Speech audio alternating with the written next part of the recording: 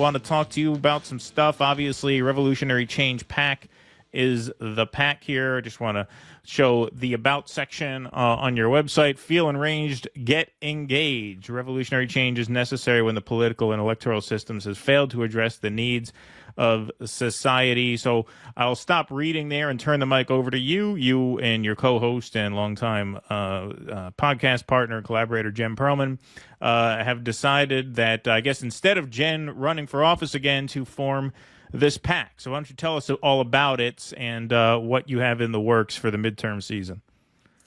So obviously, having the experience of running a couple of congressional elections, you learn a lot about, what works, what doesn't work. And, when we got this thing started, it's been a vision that Jen had for a while. And I thought it would make sense to, do a test run of it this election cycle. And, we're very much alongside where you guys are at. We've always been there, even though Jen ran as a Democrat in the primary. But it's pretty obvious that the two-party system is dead. It couldn't be more obvious with what's going on in Gaza, what's going on domestically as well as internationally, and in lieu of what's going on potentially in Iran over the next several hours. I have a new saying: voting blue won't save you. So I hope a lot of people will start learning that that's a real saying. And so the whole basis behind any type of a PAC is that you want to lift up candidates that truly are on the side, not just of being anti-Israel, but being pro-revolution. And as of this moment, the candidate that we are backing, because the one thing that we've noticed, especially in the times that Jen ran with these organizations, they have, as Jen likes to say, big eyes, small stomach.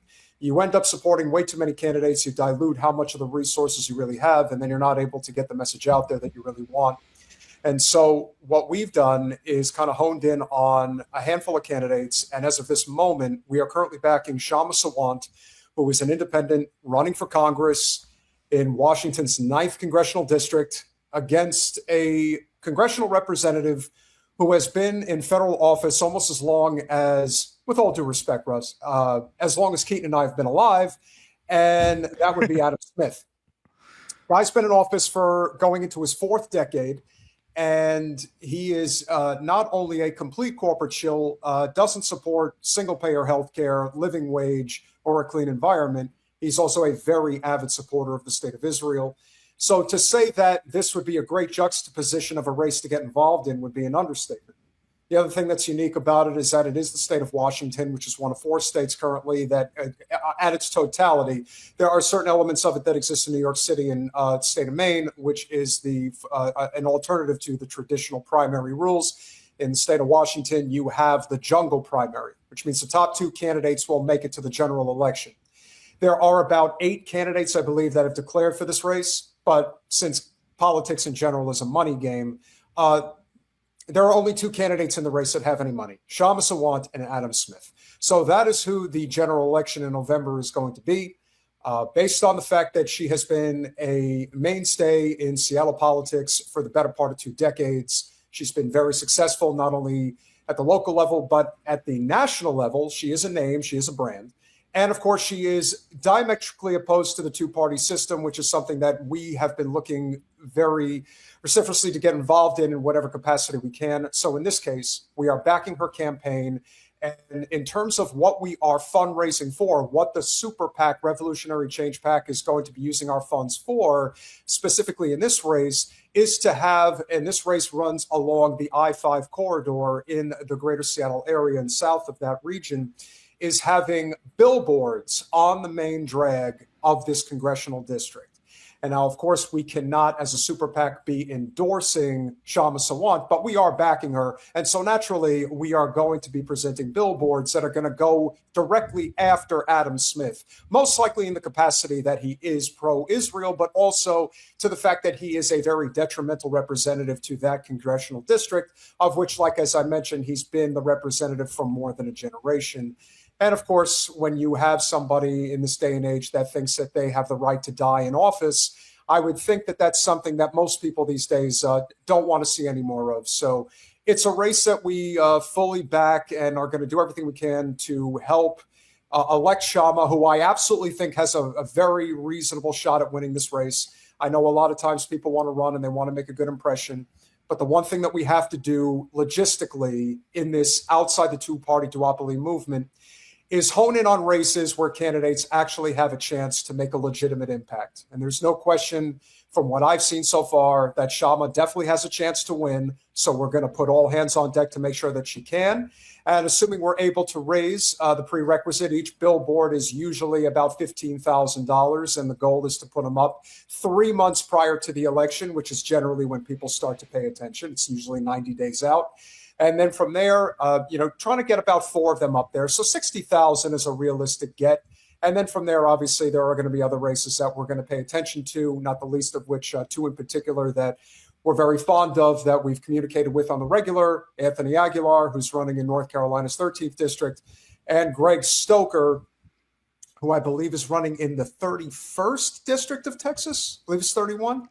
It is 31. Yes. And they're both running with the Greens, correct? That is correct. And Kshama's running independent. Yeah. Yeah. And it's just happenstance that they're running outside the two-party system. They happen to be excellent candidates. So Sure. From that perspective, I think that that's really what it comes down to.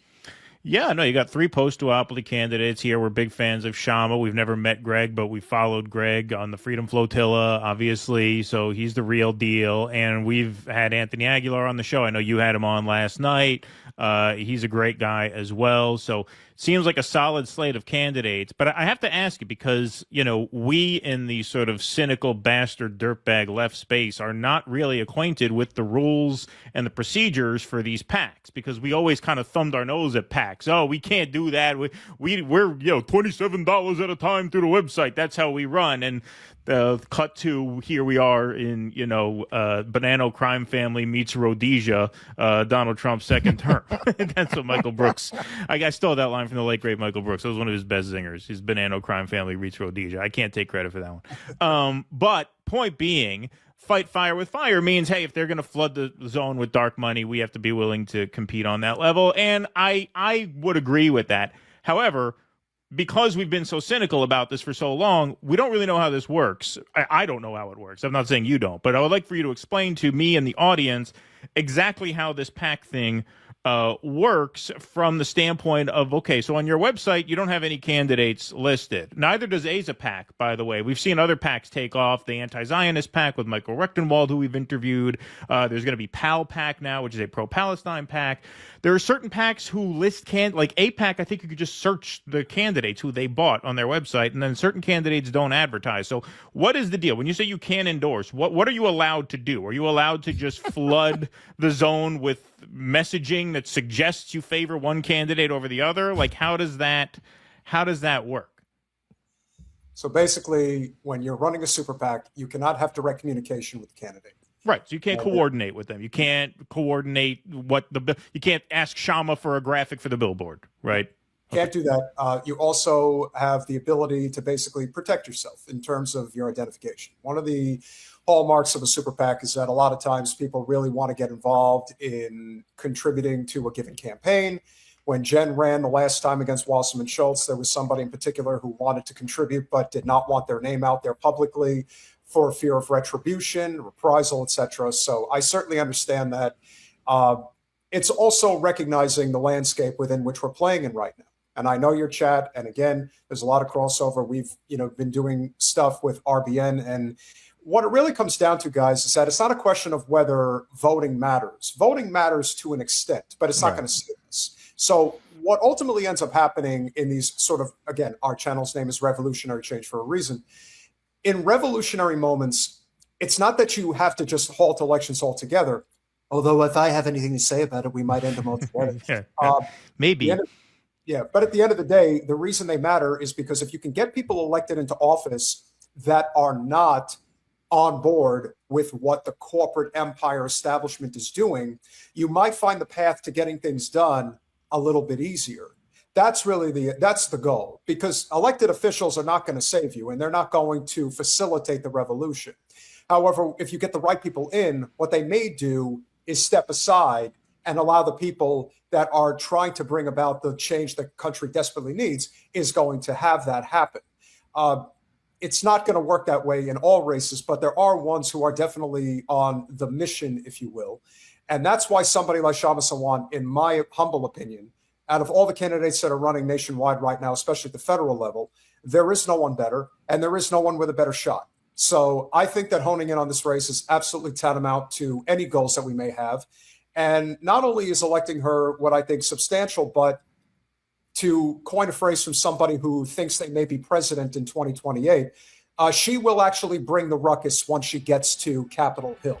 That is something that Kshama will 100% do if she gets there.